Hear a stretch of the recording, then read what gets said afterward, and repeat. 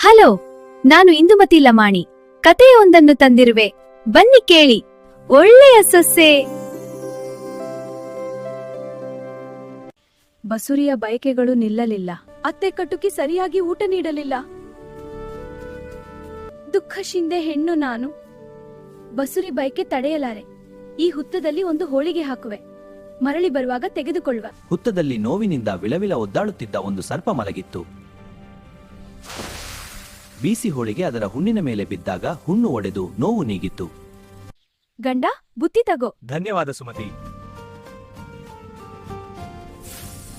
ಅಯ್ಯೋ, ವಜ್ರದ ಒಡವೆ, ಭಲೆ ಅದೃಷ್ಟ. ತಬ್ಬಲಿ ಸೊಸೆಗೆ ಸರ್ಪರಾಜ ಸಿರಿ ಸಂಪತ್ತು ನೀಡಿ ಹಾರೈಸಿದ. ಧನ್ಯವಾದಗಳು ಸರ್ಪರಾಜ. ಸೊಸೆಯ ಭಾಗ್ಯದ ಬಾಗಿಲು ತೆರೆಯಿತು. ಅತ್ತೆ ಮಾವ ಗಂಡನಿಂದ ಗೌರವ ಸಿಕ್ಕಿತು.